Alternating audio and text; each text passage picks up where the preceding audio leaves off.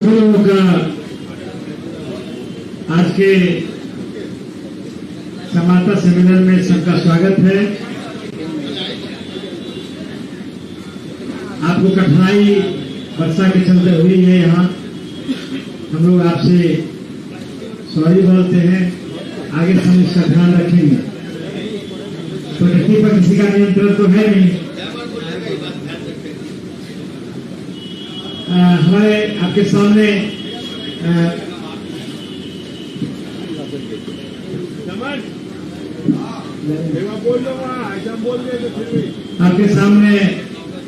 हमारे पार्टी के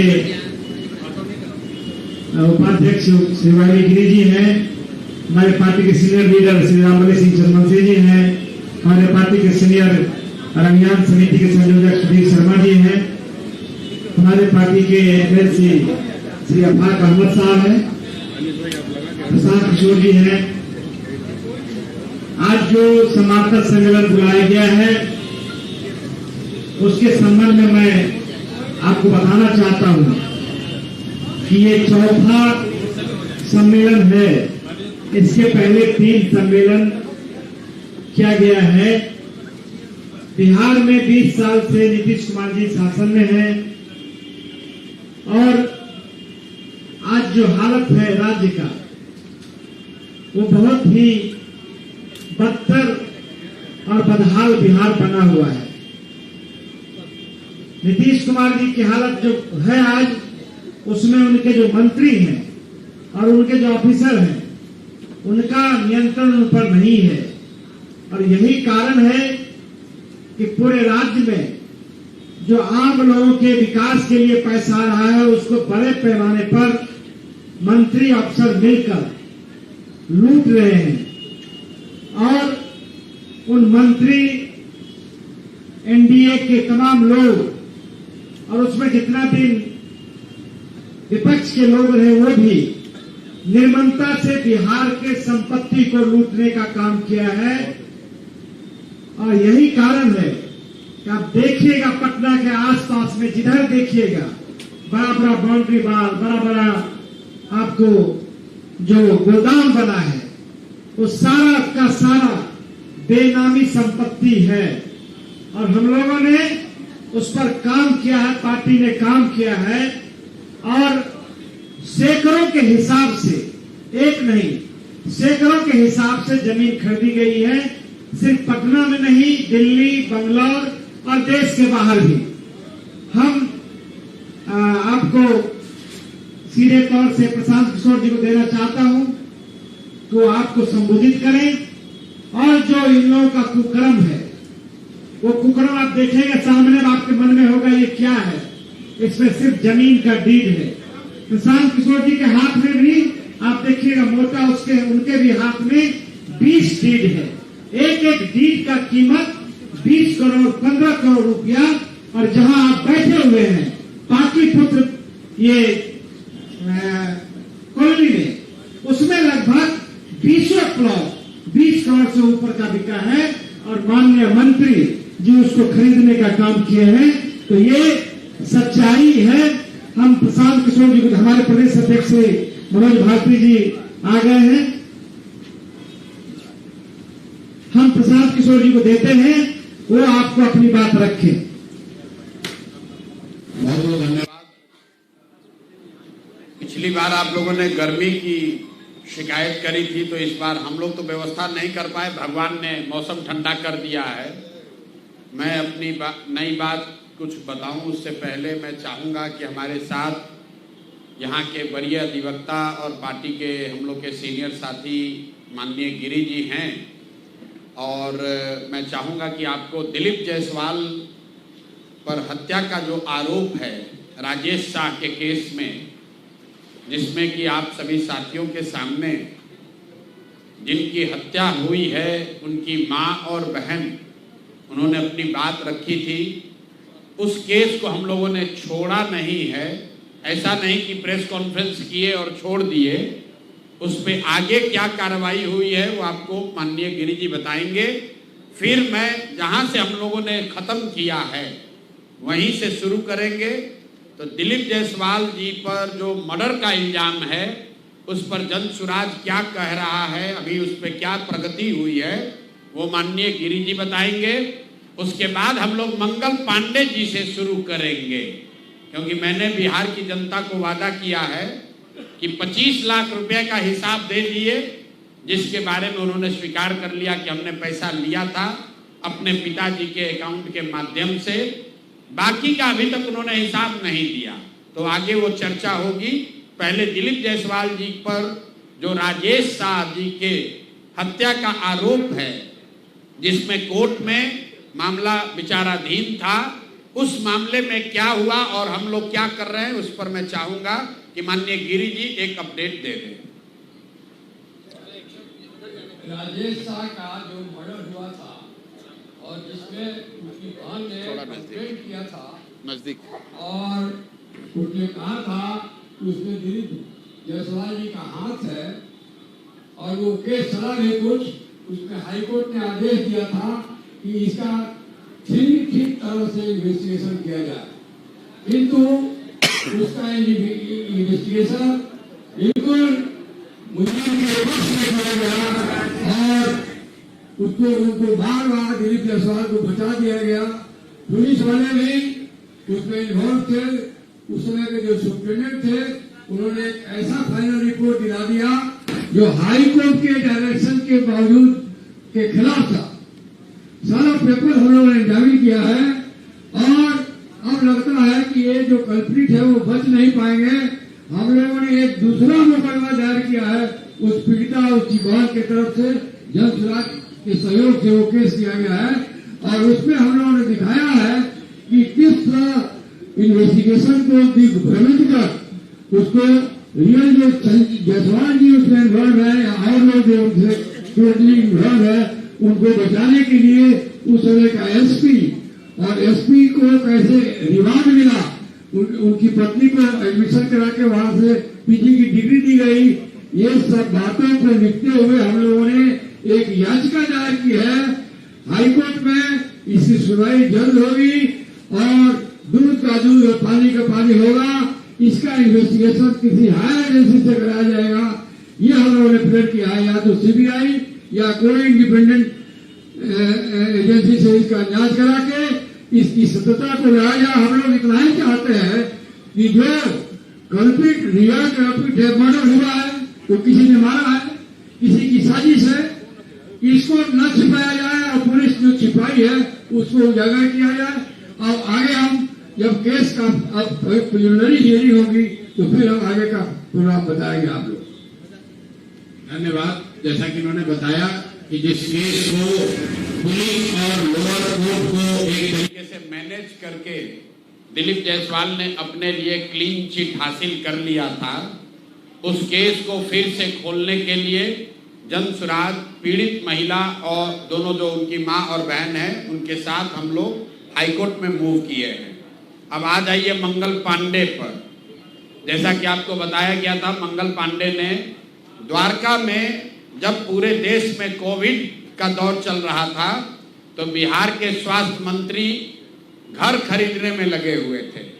एक उसका किस्त मैंने आपको बताया था कि 25 लाख रुपया किस अकाउंट से आया, वो मंगल पांडे जी के ने पैसा दिलीप जायसवाल से लिया और सीधे न लेकर पहले अपने पिताजी के अकाउंट में पैसा लिया, फिर पिताजी के अकाउंट से अपने पत्नी उर्मिला पांडे जी के नाम पर पैसा लिया और उस अकाउंट से ही उस फ्लैट के मालिक को भुगतान किया गया। तो दिलीप जायसवाल जी ने एक बात ये कहा, अपने डिफेंस में दो बात उन्होंने कही। एक कि हम इतने ईमानदार मंत्री हैं कि हमको 25 लाख रुपया की जरूरत पड़ी तो हमको पिताजी से कर्ज लेना पड़ा, ऐसा उनका दावा है। ऐसा उन्होंने कहा कि हमको 25 लाख कर्ज लेना पड़ा, हम इतने ईमानदार हैं। तो हम लोगों ने, हम आपको अकाउंट नंबर जारी कर रहे हैं, उर्मिला पांडे जी जो उनकी पत्नी हैं, account number Punjab national bank का है, नोट कर लीजिए 141819। पूरा अकाउंट नंबर अगर लीजिएगा तो 14990001411819। इस अकाउंट में ये कह रहे हैं कि हमारे पास पैसा नहीं है, 2.25 करोड़ रुपया 2.25 करोड़ रुपया डेट वाइज इनके पत्नी के अकाउंट में जमा किया गया है, जिसका कोई प्रमाण नहीं है कि पैसा आया कहां से। 2 करोड़ रुपया से ज्यादा, 2 करोड़ 12 लाख से ज्यादा रुपया साल 2019 और 20 में जमा हुआ है। अकाउंट नंबर है पंजाब नेशनल बैंक का, नोट कर लीजिए, 141 819 141819। तो अब दिलीप जायसवाल मंगल पांडे जी बता दें कि अगर आपके पास फ्लैट के लिए 25 लाख रुपया नहीं था, जो आप दिलीप जायसवाल से अपने पिताजी के जरिए कर्ज लिए, तो ये आपके पत्नी के अकाउंट में 2 करोड़ 12 लाख रुपया कहां से आ गया? और अगर आया तो इसको घोषित क्यों नहीं किया? और अगर इसको वो बताएंगे तो इसके बाद हम उनको ये भी बताएंगे कि ये 2 करोड़ 12 लाख रुपया किसके किसके अकाउंट से आया है। तो अभी एक बार उनको इतना पर छोड़ रहे हैं कि वही अभी से भी मान ले, जैसे अपना 25 लाख का गलती माने, इसका भी मान लें कि ये 2 करोड़ 12 लाख रुपया कहां से आया है। नहीं मानेंगे तो ये भी उनको बताया जाएगा कि ये 2 करोड़ 12 लाख रुपया इस अकाउंट में कहां कहां से आया है। तो मंगल पांडे जी पर ये पूरा हो गया। अब आ जाइए, दूसरे बड़े नेता हैं यहाँ के सम्राट चौधरी, यहाँ के उप मुख्यमंत्री हैं। भाई साहब नाम बदलने के विशेषज्ञ हैं। कई लोग, पिछली बार हमने आपको बताया था और लोग जानते भी हैं कि इनका नाम था राकेश कुमार, बाद में हुआ राकेश कुमार उर्फ सम्राट चौधरी। ये पूरी सच्चाई नहीं है। इनका ओरिजिनल नाम है सम्राट कुमार मौर्य। पहला नाम इनका है सम्राट कुमार मौर्य। 1998 में इन पर एक मर्डर का इल्जाम लगा।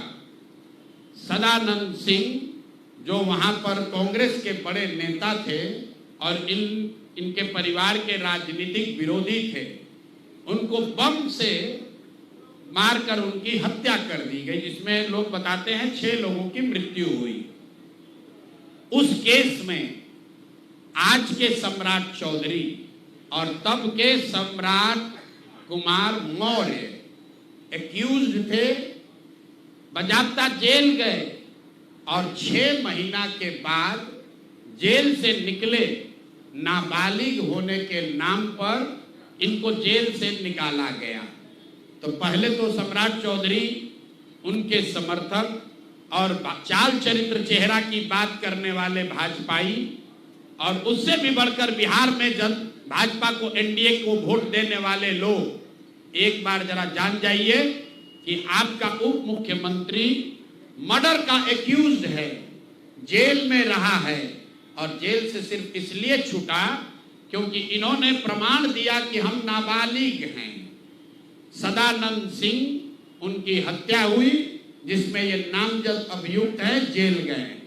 अब दूसरी बात सुनिए, जब ये भाई साहब मंत्री बने, बिना विधानसभा विधान परिषद के सदस्य हुए, इनको मंत्री बनाया गया।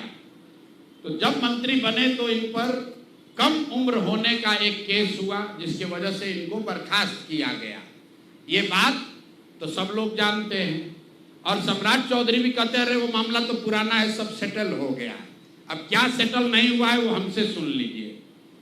उस केस के पिटीशन में सुप्रीम कोर्ट में लिख के दिया गया कि इन्होंने जब मैट्रिक का एग्जाम दिया, तो मैट्रिक का एग्जाम इन्होंने दिया है सम्राट कुमार मौर्य के नाम से, और सुप्रीम कोर्ट के हलफनामे में यह लिखा गया कि सम्राट कुमार मौर्य उस समय के, इन्होंने इनका एडमिट कार्ड, इनका रोल नंबर, वो सब जारी किया, सुप्रीम कोर्ट के दस्तावेज में है। और बिहार विद्यालय परीक्षा समिति जो मैट्रिक का एग्जाम कराती है, इनसे पूछा गया सुप्रीम कोर्ट के द्वारा इनके पढ़ाई के एज के बारे में, क्योंकि मैट्रिक के सर्टिफिकेट को ही एज का दस्तावेज माना जाता है। तो उसमें बिहार विद्यालय परीक्षा समिति ने बताया कि सम्राट कुमार मौर्य करके जो विद्यार्थी मैट्रिक की परीक्षा पास करने का दावा कर रहे हैं, ये एक्चुअली 234 नंबर इनको आया था ये मैट्रिक परीक्षा फेल हो गए थे। ऐसा हलफनामा सुप्रीम कोर्ट में दायर किया गया। तो इसको ध्यान रख लीजिए, 1998 में सुप्रीम कोर्ट में जो दस्तावेज जमा किया गया, जिसके आधार पर सुप्रीम कोर्ट ने इनके एज का निर्धारण किया, उस दस्तावेज के मुताबिक सम्राट कुमार मौर्य मैट्रिक का एग्जाम पास नहीं किए, उनको 234 नंबर आया, उनको फेल कर दिया गया। इसका दूसरा प्रमाण यह है कि 2010 में जब सम्राट चौधरी ने अपना हलफनामा दिया तो उसमें लिखा कि मैं 7वीं पास हूं, 7वीं पास है। तो जो सुप्रीम कोर्ट में दस्तावेज है उसको सम्राट चौधरी ने भी 2010 में स्वीकार किया है। अब मेरा और जन सुराज का सीधा सवाल है पूरे बिहार के युवाओं की ओर से, पढ़े लिखे समाज की ओर से, कि इस राज्य के डिप्टी सीएम ये बताएं कि वो मैट्रिक कब पास किए हैं, किस साल इन्होंने मैट्रिक पास किया। आप लोग पत्रकार बंधु उनसे खाली इतना पूछ लीजिए कि सर किस साल आप मैट्रिक पास किए हैं, क्योंकि 2010 के बाद मैट्रिक का एग्जाम दिए नहीं है। डिग्री लगाए हैं अपने हलफनामा में फर्जी, वो कई बार चर्चा हो गई कि उनका जो डिग्री है वो फर्जी है, डॉक्टरेट कहाँ यूनिवर्सिटी ऑफ कैलिफोर्निया से किए हैं, वो सब बात छोड़ दीजिए।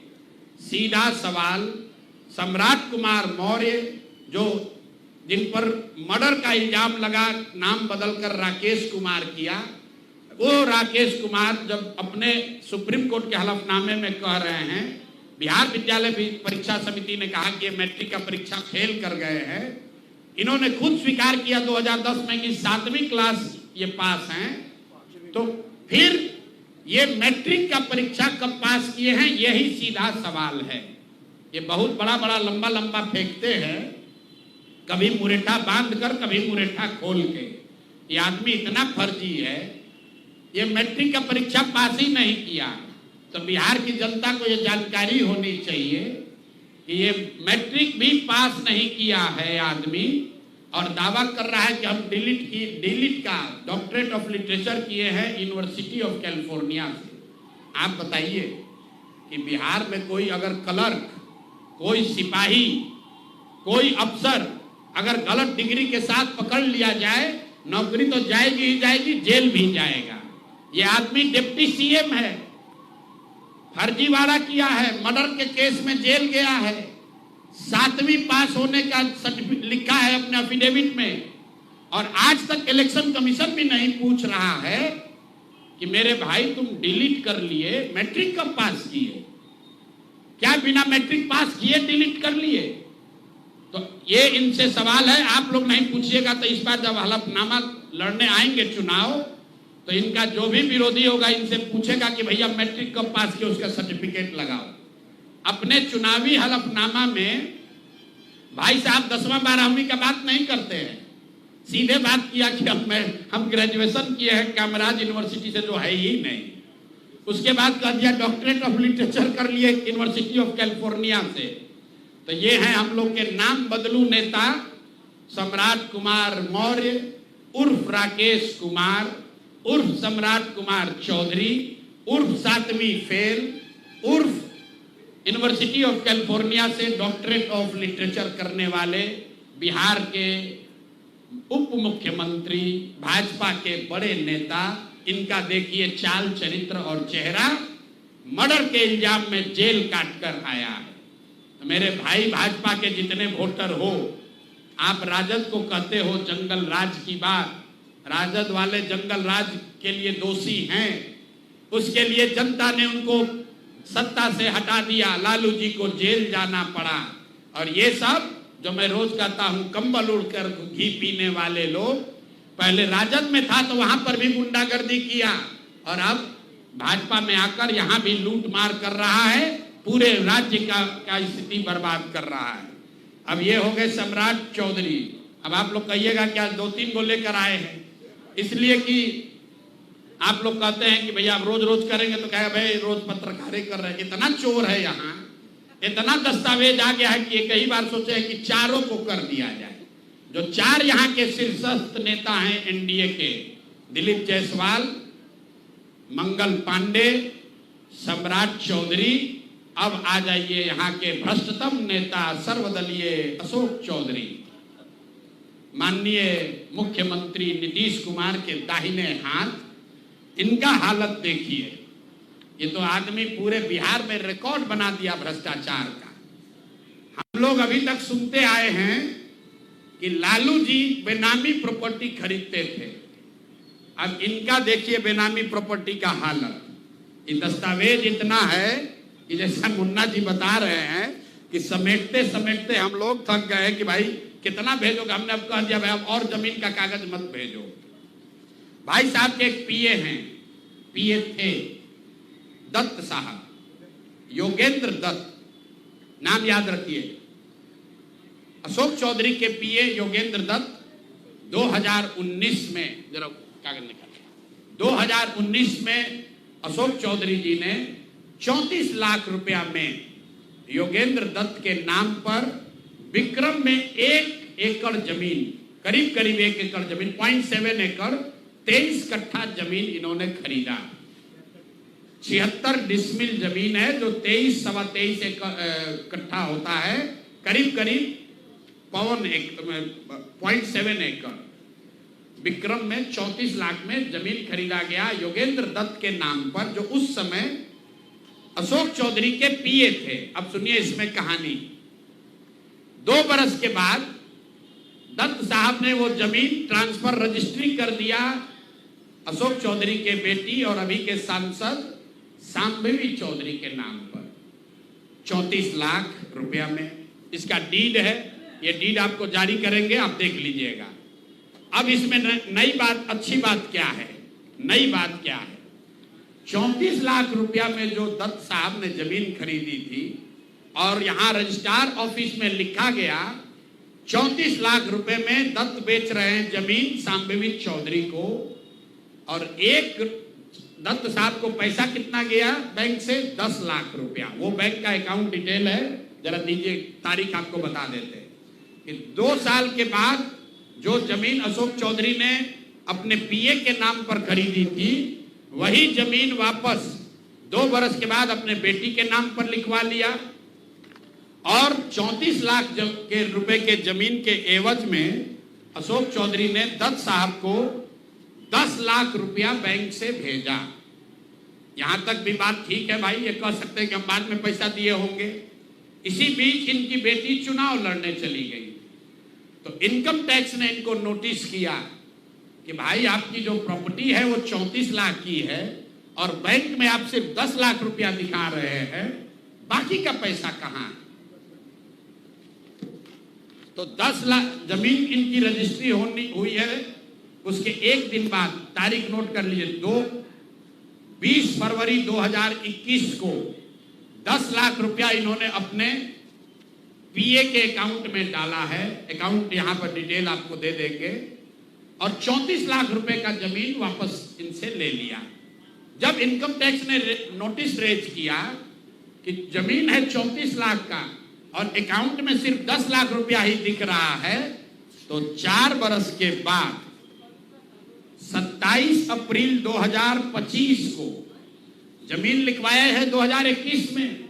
इनका क्रेडिबिलिटी देखिए, जमीन रजिस्ट्रार ने लिख दिया, हम जाते हैं उसको खड़ा करके पूछता है भैया कहाँ है रुपया, कहाँ दिए?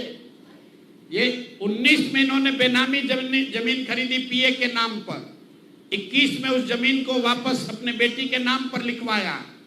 10 लाख रुपया का ट्रांजैक्शन हुआ। जब इनकम टैक्स ने नोटिस रेज किया तो भाई साहब ने जान बचाने के लिए 27 अप्रैल 2025 को, मतलब बेटी के एमपी बनने के बाद 25 लाख रुपया दत्त को, मिस्टर दत्त को फिर इन्होंने बैंक से ट्रांसफर किया। तो मैं आपके जरिए अशोक चौधरी जी, जो अपने आप को महादेव का भक्त बताते हैं, हमको तो लक्ष्मी के ही भक्त ज्यादा दिखते हैं, महादेव के भक्त नहीं हैं, ये लक्ष्मी के भक्त हैं। अगर आपने 34 लाख रुपए की जमीन अपने पीए से अपने बेटी के नाम पर खरीदी तो उसका भुगतान क्यों नहीं किया? 10 लाख ही क्यों भुगतान किया? और अगर आप कहते हैं कि 10 लाख ही भुगतान तय हुआ था, तो फिर बाद में 25 लाख रुपया 3 बरस के बाद इनकम टैक्स के नोटिस आने के बाद क्यों किया?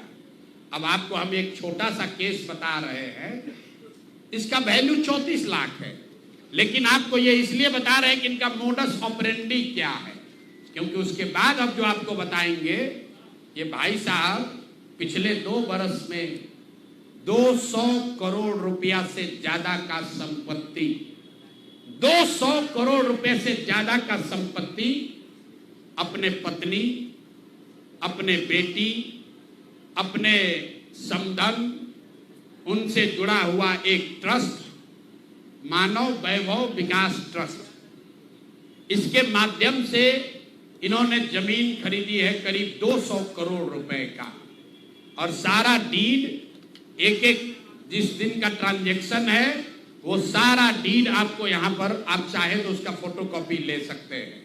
मैं एक बात क्लियर कर लूं, यहां जो मानव वैभव विकास ट्रस्ट है, हमारे पास उसके खिलाफ सबूत नहीं है। हम ये बता रहे हैं कि जब इनकी बेटी का एंगेजमेंट हुआ है, उसके बाद से अचानक से मानव विकास वैभव ट्रस्ट जो है, जो कुणाल साहब के परिवार से जुड़ा हुआ ट्रस्ट है, और उसमें यहाँ के बड़े कुछ पदाधिकारी भी हैं, जियालाल आर्य बहुत ईमानदार व्यक्ति हैं, वो भी ट्रस्टी हैं। तो मैं आपके जरिए उनसे भी आग्रह करूंगा कि सर, आप तो जीवन भर ईमानदारी के लिए आपका नाम हम लोग जानते हैं, ये बताएं कि आपके ये न्यास के माध्यम से सैकड़ों करोड़ रुपए की जमीन कहां से खरीदी जा रही है, ये पैसा कहां से आ रहा है, ये पैसा कहां से आ रहा है? क्योंकि इस ट्रस्ट के ट्रस्टी जो कुणाल साहब की पत्नी हैं, उनके बेटे हैं, इनमें और अशोक चौधरी के पत्नी के बीच में डेली का बैंकिंग ट्रांजैक्शन का रिकॉर्ड हम लोग के पास है। तो मैं अभी सिर्फ इतना ही आपको बता रहा हूं कि पिछले 2 वर्षों में जब अशोक चौधरी की बेटी की सगाई हो गई, तो सगाई से शादी के बीच में 38 करोड़ रुपए की जमीन पटना में खरीदी गई है। टोटल 38 करोड़ 44 लाख 40 हजार इतने रुपए का तो चेक से पेमेंट हुआ है। चेक से पेमेंट हुआ है 38 करोड़ 44 लाख 40 हजार। 12/5/2022 को पहली जमीन ली गई 23 करोड़ 40 लाख 30 हजार में। 12/5/2022 को एक दूसरी जमीन ली गई जिसकी कीमत है 8 करोड़ 89 लाख 70 हजार। 8 दिन के बाद 20 मई 2022 को फिर एक तीसरी जमीन ली गई जिसका वैल्यू है 3 करोड़ 44 लाख 41 हजार। फिर 2 महीने के बाद 14 अप्रैल 2022 को जमीन खरीदी गई 7 करोड़ 20 लाख का। फिर 4 दिन के बाद 18 जुलाई 2022 को जमीन खरीदा गया 15 करोड़ 50 लाख का। और ये सारी जमीन इंगेजमेंट और शादी के बीच के डेट है, उतना ही आपको बता रहे हैं। और ये सारी जमीन का मालिकाना हक अशोक चौधरी के पत्नी या सायन कुणाल, उनकी माताजी अनीता कुणाल या उनसे जुड़ा हुआ जो ट्रस्ट है उसके नाम पर है। तो भाई, जिस ट्रस्ट में 1 करोड़ की जमीन भी नहीं खरीदी जा रही थी, जैसे ही इनका बेटी से एंगेजमेंट हुआ उस ट्रस्ट से सैकड़ों करोड़ रुपए की जमीन खरीदी जा रही है। तो ये पब्लिक इंटरेस्ट में है कि ट्रस्ट से जुड़े हुए लोग ये आपको बताएं कि आखिर इतना पैसा उस ट्रस्ट में न्यास में आ कहां से रहा है। और अशोक चौधरी जी या उनकी पत्नी जो उस न्यास में मेंबर नहीं हैं, उनसे इनका सीधा क्या संबंध है? हम लोग के पास जो पेपर है उसके मुताबिक करीब करीब 200 करोड़ रुपए की जमीन खरीदी गई है इनके द्वारा, अशोक चौधरी और इनके परिवार के द्वारा।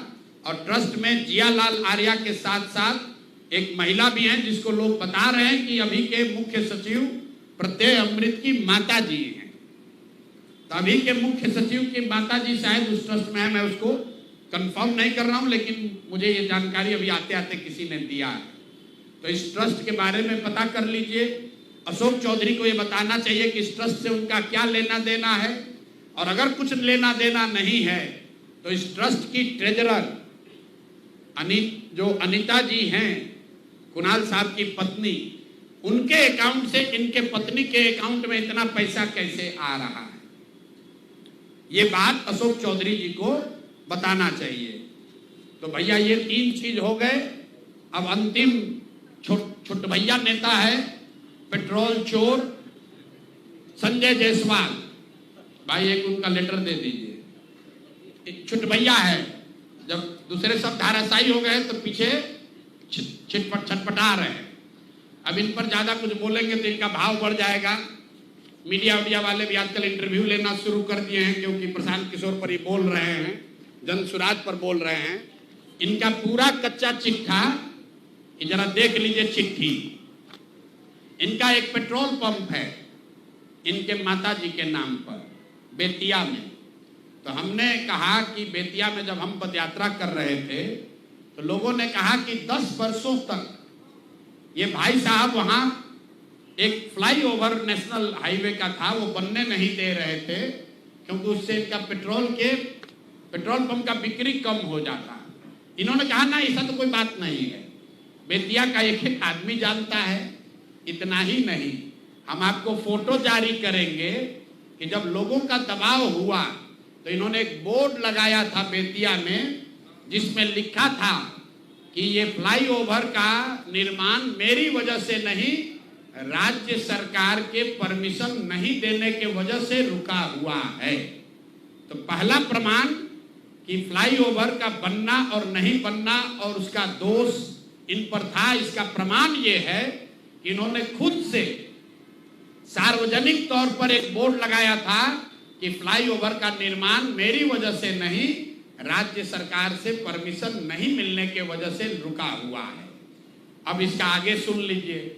2015 में भाजपा और नीतीश जी गठबंधन में नहीं थे, तो जब इन्होंने दोष लगाया राज्य सरकार पर, तो तब के जदयू के अध्यक्ष, जिला अध्यक्ष डॉक्टर NN शाही, जो वहां के बहुत प्रतिष्ठित व्यक्ति हैं, बड़े डॉक्टर हैं, जदयू के जिला अध्यक्ष थे, उन्होंने संजय जायसवाल को खुली चुनौती दी कि आपने जो बोर्ड लगाया है ये गलत है। टाउन हॉल में दोनों में सार्वजनिक चर्चा हुई थी, दोनों को करीब हजारों लोगों के सामने इस बात पर बहस हुआ कि आखिर फ्लाईओवर का निर्माण क्यों नहीं हो रहा है। उसके बाद पेट्रोल पंप से इनका कितना प्यार है ये समझ लीजिए। ये है गरिमा देवी सिकारिया, जो अभी वहां नगर की महापौर हैं। इनका लेटर है पत्रांक NMO 242532 डेटेड 14/8/2024, 14/8/2024 मतलब 14 अगस्त 2024 को। जरा इसमें इसका एक पारा पढ़ के आपको सुना देते हैं। ये गरिमा देवी सिकारिया ने जब अस्थाई समिति की पूरी बैठक हुई बेतिया नगर निगम के, उसके महापौर के तौर पर गरिमा देवी सिकारिया ने नगर आयुक्त को चिट्ठी लिखी। उस चिट्ठी का एक हिस्सा पढ़ रहा हूं आपको, इसके कोट।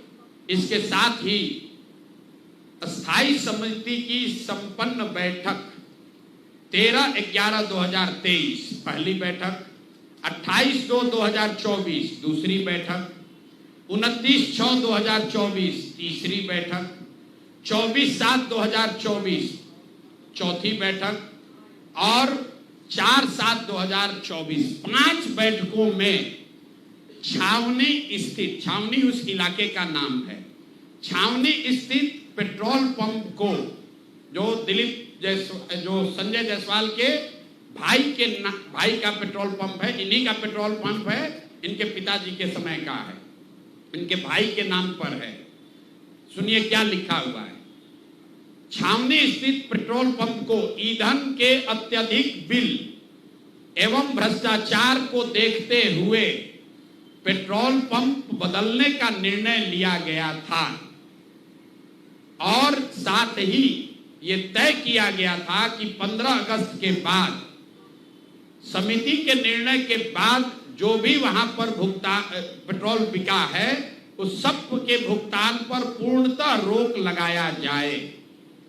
ऐसा इसलिए किया गया कि वहां नगर निगम के सफाई की गाड़ियों के बिल के नाम पर 5 करोड़ रुपया मंथ वाइज आपको ये जारी कर रहे हैं।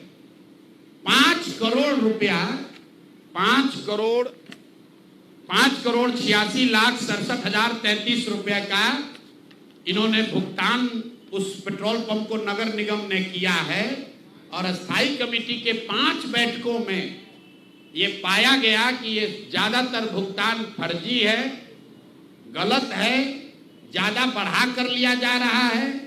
स्थायी कमेटी के अभी की महापौर गरिमा सिकारिया ने नगर आयुक्त को लिखा कि भाई 5 बैठक में निर्णय हो गया कि इस पेट्रोल पंप से हम लोग को तेल नहीं लेना है, इसका भुगतान 15 अगस्त से बंद कर दिया जाए।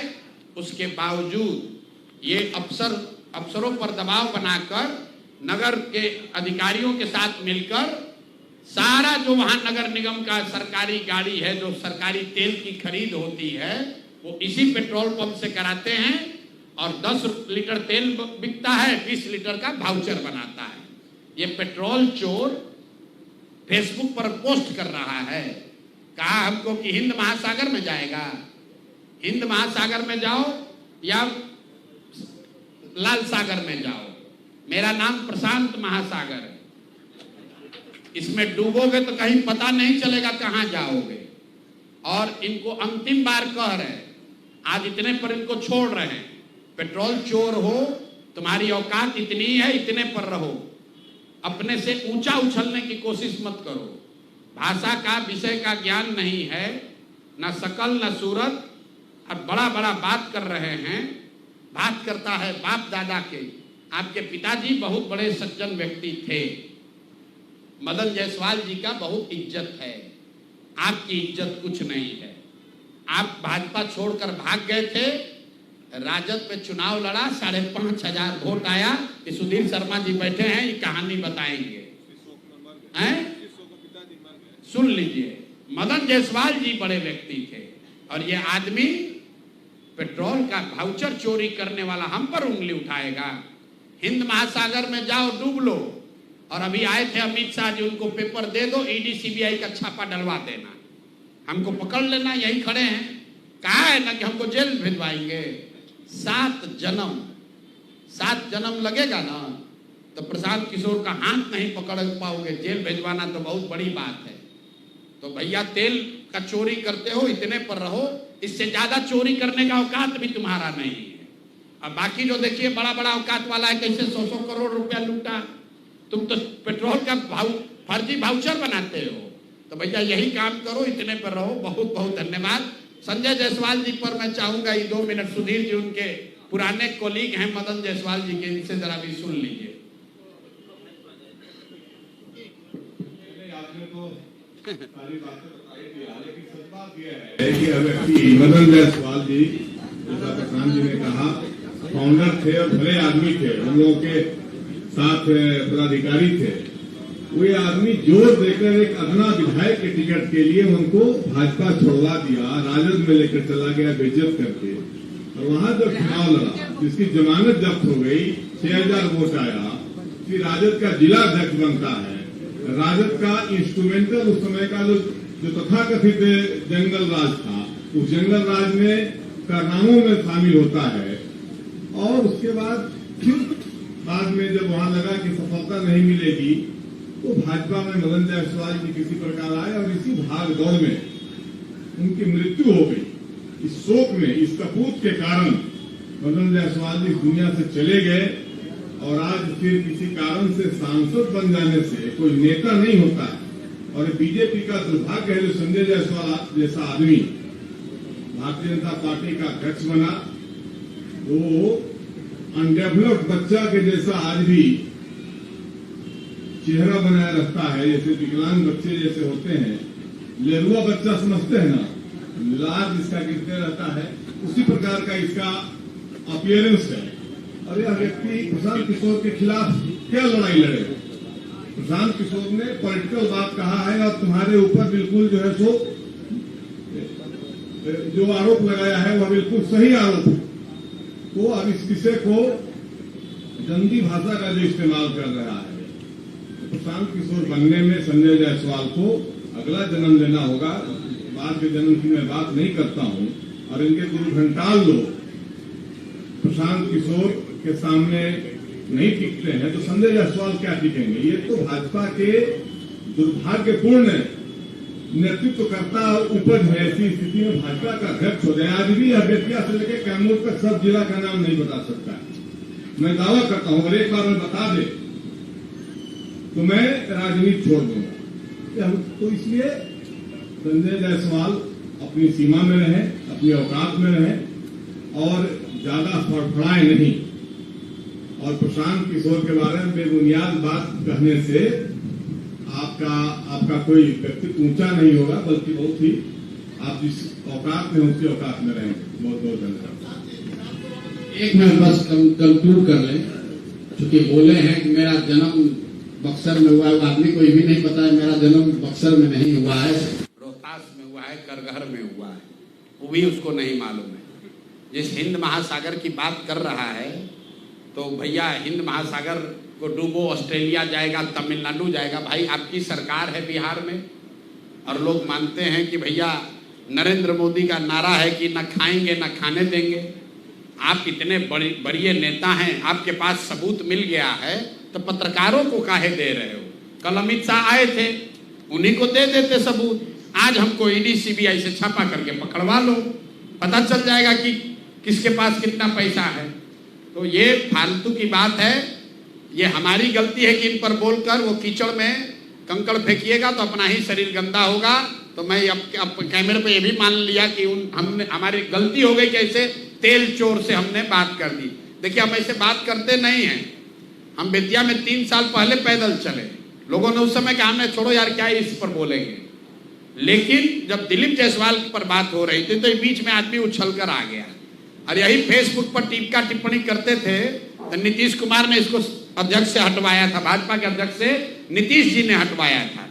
फेसबुक पर लिखता था जदयू को तोड़ देंगे, सरकार बना लेंगे, सोचता था मुख्यमंत्री बन जाएंगे।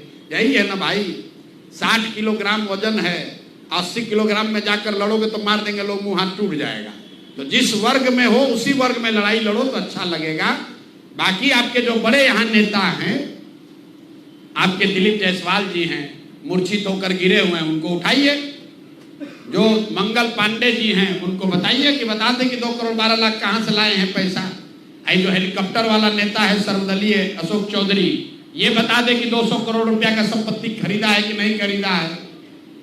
और सम्राट चौधरी जो डिप्टी सीएम है वो बता दें कि भैया हर 2 वर्ष में तुम अपना नाम काहे बदलते हो भाई। सम्राट कुमार मौर्य हुए, मर्डर का इल्जाम लगा तो नाम बदल के राकेश कुमार कर लिए। राकेश कुमार नाम हुआ, उसमें फिर पकड़े गए तो बदल के सम्राट राकेश कुमार और सम्राट चौधरी कर लिया। और फिर राकेश कुमार को गायब कर दिया, अब सम्राट चौधरी है। ये सबसे बड़ी जो बात है, ये सारे लोग राजद के लोग हैं। आप ध्यान से देखिए, वो चाहे दिलीप जायसवाल हो, वो चाहे संजय जायसवाल हो, या फिर अशोक चौधरी हो, ये भाजपा के लोग नहीं हैं, भाजपा में बाद में आए हैं। ये सब ओरिजिनल एक ही थैली के चट्टे बट्टे हैं। तो मैंने पिछली बार कहा था कि आज की भाजपा कैलाशपति मिश्रा की भाजपा नहीं है, ये गोविंदाचार्य वाली भाजपा नहीं है, ये ताराकांत झा की भाजपा नहीं है, ये जिन लोगों ने पसीना बहाकर भाजपा बनाया उसकी भाजपा नहीं है। तो जितने लोग एनडीए को वोट दे रहे हैं बिहार में, भाई देख लो, ये सब रंगा सियार है, ये सब राजद का गुंडा बदमाश लुटेरा है जो आज भाजपा में बैठ के अपना चाल चरित्र चेहरा सुधारने की कोशिश कर रहा है। और भाजपा का दोष ये है कि ऐसे ही लोगों को रखकर सामने ये कंबल ओढ़कर घी पी रहे हैं, पूरा बिहार को लूट रहे हैं। अब आपका कोई सवाल होगा तो जो लोग यहाँ मंच पर बैठे हैं सब आप किसी से सवाल कर सकते हैं। बताइए भाई मुन्ना जी, बहाली के एक्सपर्ट यही। 400 अभी बहाली हो रहा है और 400 बहाली करने पर हर एक दल के नेता प्रतिपक्ष के भी लोग हैं उसमें, और कोई दल नहीं बचा हुआ है जिनका उसमें बहाली कोटा नहीं दिया गया है। लेकिन जो बहाली हुआ है वो बड़े पैमाने पर पैसा का उगाही किया गया है। इतना ही नहीं, 2020 में भी जब बहाली हुई थी 300 से ज्यादा पद पर, उसमें भी बड़े पैमाने पर पैसा वसूला गया था। विधान परिषद में महाराष्ट्र के लोग बहाली हो रहे हैं। ये इस तरह से पूरा विधानसभा और विधान परिषद जो संवैधानिक पद पर लोग बैठे हुए हैं उसने उसको तार-तार कर दिया है और एक तरह से बिहार के नौजवानों के साथ भविष्य खिलवाड़ किया जा रहा है, उसके साथ धोखा दे रहा है। अब नीतीश कुमार जी धृतराष्ट्र बनकर देख रहे हैं कि बिहार के नौजवानों के साथ किस तरह से नाइंसाफी हो रही है।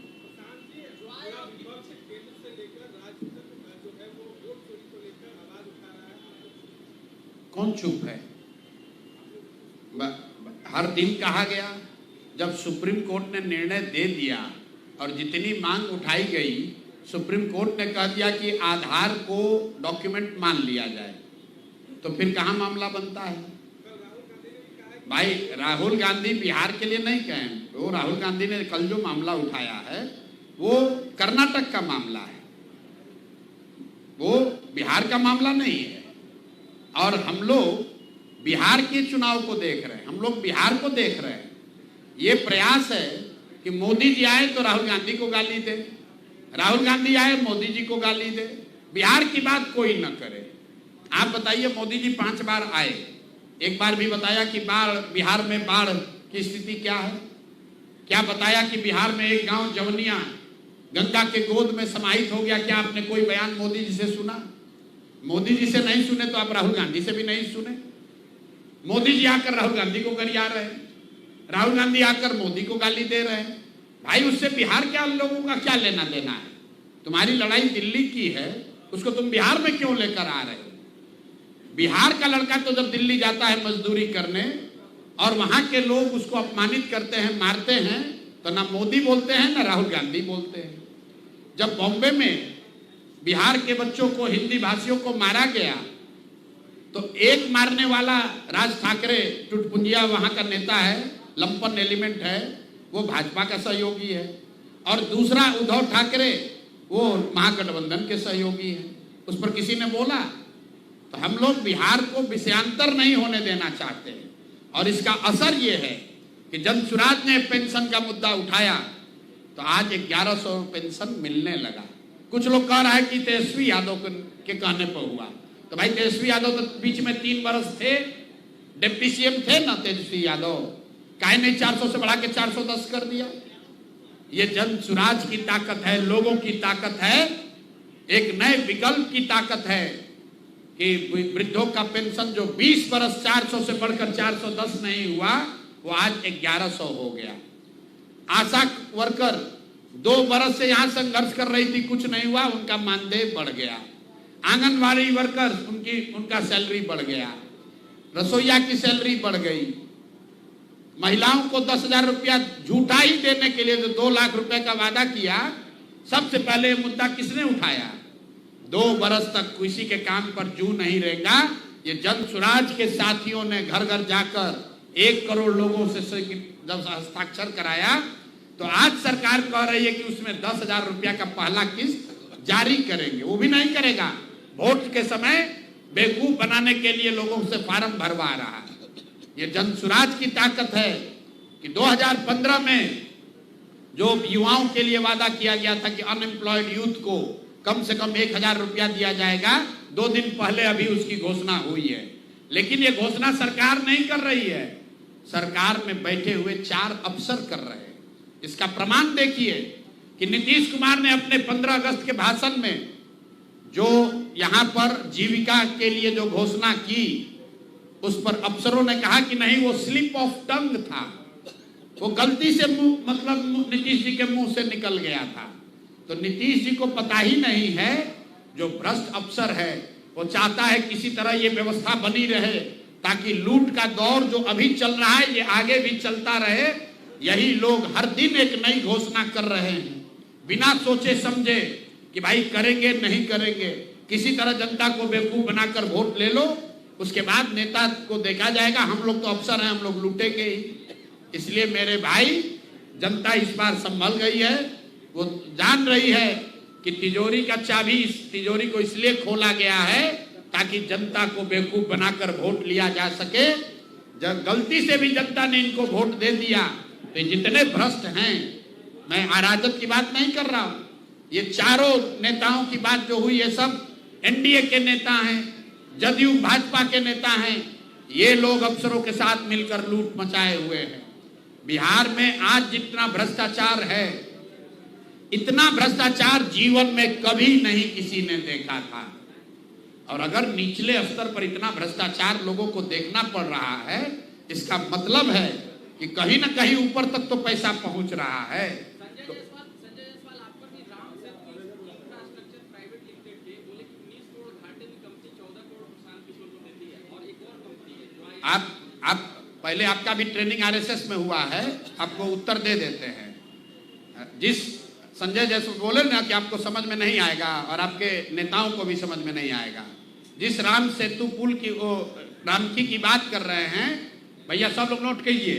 हमको संजय जायसवाल पूछते हो, रामकी जो हैं अयोध्या राम रेड्डी इस संसद में डिक्लेयर्ड देश के सबसे ज्यादा पैसे वाले सांसद हैं, जिनका डिक्लेयर्ड वेल्थ संसद के रिकॉर्ड में देख लेना 750 करोड़ है। कितना है? 750 करोड़। तो वो जो डोनेशन है वही अयोध्या राम रेड्डी ने दिया है। जो मैं बात रोज कहता हूं कि हमको पैसा वो देते हैं जिनको हमने कभी मदद की है। और अयोध्या राम रेड्डी YSRCP के MP हैं। सब जब आते हो ना, आधा सुनो मेरी बात, अरे सुनो ना यार, तो तुम सवाल किए बिना तैयारी के हम उत्तर दे रहे हैं, सुन लो।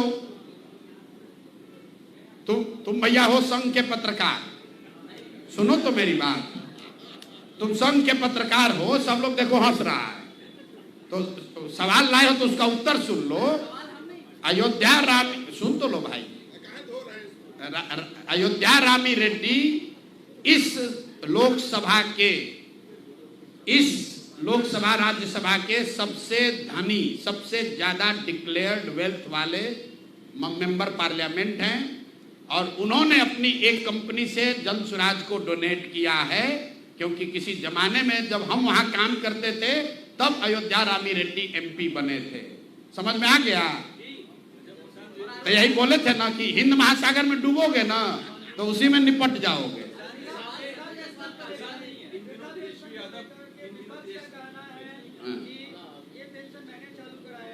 आए? ये पेंशन मैंने चालू कराया, 1100 रुपया पेंशन मिल रहा है, लेकिन वो धरातल पे नहीं जा रहा है। क्यों?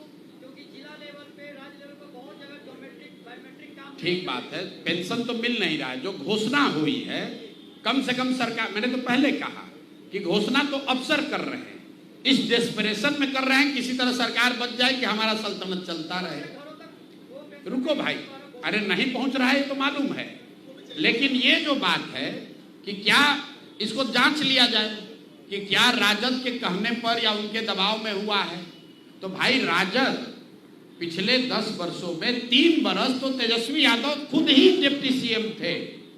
तो अगर उनको वृद्धों के, विकलांगों के, विधवाओं के पेंशन की चिंता थी तो जब वो डिप्टी CM थे तो 400 से बढ़ाकर 450 क्यों नहीं किया?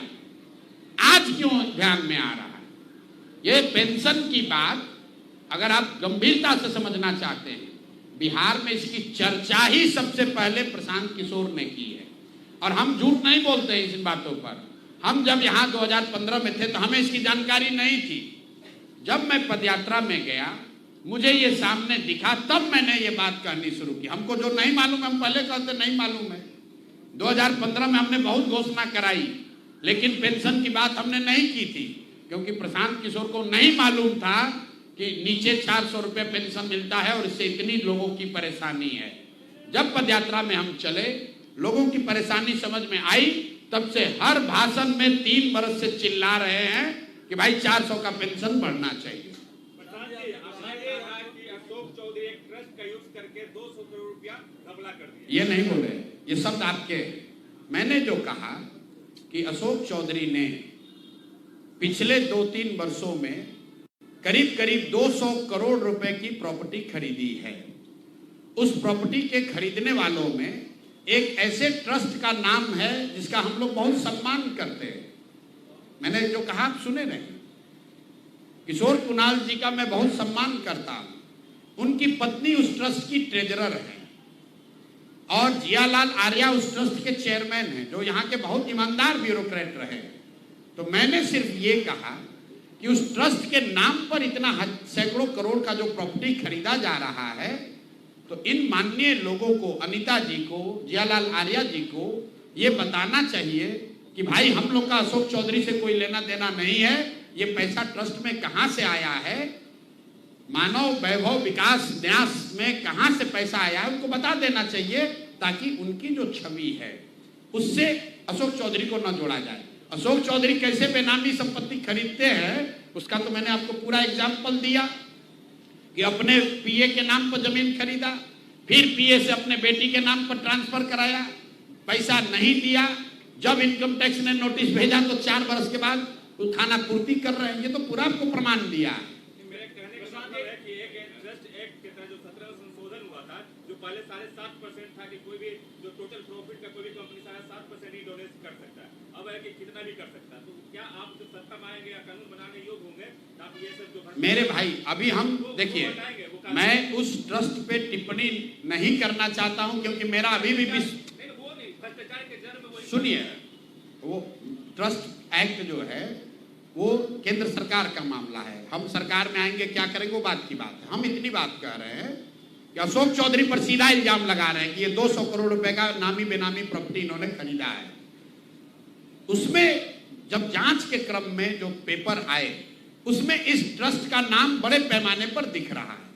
तो हम उनसे आग्रह ये कर रहे हैं कि आप तो इस समाज के ईमानदार लोग हैं, ईमानदार समझे जाने वाले लोग हैं। अगर आपका नाम, जैसे अशोक चौधरी की पत्नी का भी नाम उसी में है और ट्रस्ट का भी नाम उसी में है और ज्वाइंट डीड हुआ है, तो ट्रस्ट को ये क्लियर कर देना चाहिए कि भाई हमारा इनसे कोई लेना देना नहीं है, इल्जाम अशोक चौधरी पर है। ट्रस्ट को सूचिता के हिसाब से ये मोरालिटी है कि न्यास के लोग, चूंकि वो बहुत बड़े लोग हैं, उनको ये क्लियर कर देना चाहिए कि हम लोग का इनसे कोई लेना देना नहीं है। उसका मैंने एक कॉन्टेक्चुअल बात भी बताई कि ये सब कुछ शुरू हुआ है जब अशोक चौधरी की बेटी की सगाई हुई है। मैंने डेट बताया, सगाई हुआ और सगाई के बाद हर 10 दिन पर 2 करोड़ 5 करोड़ 10 करोड़ का संपत्ति आप खरीद रहे हैं। तो या तो ट्रस्ट के पास बहुत पहले से सैकड़ों करोड़ रुपए थे जिसका वो अब इस्तेमाल कर रहे हैं, या फिर उनको अचानक से कहीं से इतना पैसा मिल रहा है। ये ट्रस्ट के लोगों को बताना चाहिए। प्रशांत जी, आपके पास जो भी साक्ष्य हैं निजाम के खिलाफ में, क्या कोर्ट में जाएंगे, क्या लीगल एक्शन? ना कोर्ट में, जनता के कोर्ट में है। हमने पहले कहा हम लोग कोई इन्वेस्टिगेटिंग एजेंसी नहीं है। जनता के हित में जो जानकारी हम लोग के पास आती है, हमारे पास बोरा भर के कागज रखा हुआ है और हम इस पर पढ़ना नहीं चाहते। नहीं सुनिए, हम इस पर पढ़ना नहीं चाहते। आपने पिछली बार पूछा था तो हमने कहा था ये फुलझड़ी है। अब देखिए पटाखा, नीतीश कुमार का मंत्री 200 करोड़ रुपए का प्रॉपर्टी यहां खरीद रहा है। देखिए पटाखा की यहां का डिप्टी सीएम मर्डर का एक्यूज है, जेल काट के आया है, फर्जी डिग्री लगाया, वो तो छोड़िए मैट्रिक पासे नहीं किया है। देखिए तमाशा कि भाई एनडीए का मंत्री तेल चोरी कर रहा है, फर्जी वाउचर लगा रहा है। तो ये आपको बता रहे हैं लोग, ऐसा नहीं है कि कोई दूसरा मंत्री के पास हमारे पास कागज नहीं है, सबके लिए शिकायत है। लेकिन बिहार सरकार में जो 4 सबसे भ्रष्ट नेताओं की चर्चा है, उन 4 नेताओं के बारे में आपको बता रहे हैं। कर देंगे, बस दशहरा खत्म होगा और सूची के लिए आपको प्रेस कॉन्फ्रेंस के लिए बुलाएंगे। भाजपा के 3 मंत्री को आपने भाजपा और जदयू कर दिया, जदयू के किए अब आप बता दीजिए जदयू में किसका सुनना चाहते हैं आप लोग पत्रकार लोग बता दीजिए, उसी का अगली बार जारी कर दिया जाएगा। अब आप भाई हम लोग तो पब्लिक डिमांड पर बताते हैं। लोग कहते हैं भैया मंगल पांडे के बारे में बोलिए, बहुत चोरी कर रहा है, तो बता रहे हैं। तेजस्वी यादव के बारे में क्या कहेंगे? बिहार अधिकार यात्रा पे कामा पहुंचे, वहां पे उन्होंने कलम फेंका बकायदा। देखिए, मैंने पहले कहा है कि राजद और तेजस्वी यादव कलम वाले नहीं, कट्टा वाले नेता हैं। कल मैंने भी एक वीडियो देखा है और आपके माध्यम से इस बात को अच्छा हुआ आपने उठाया। मेरे भाई, कलम हम लोग के लिए सरस्वती है, हर बच्चे के लिए।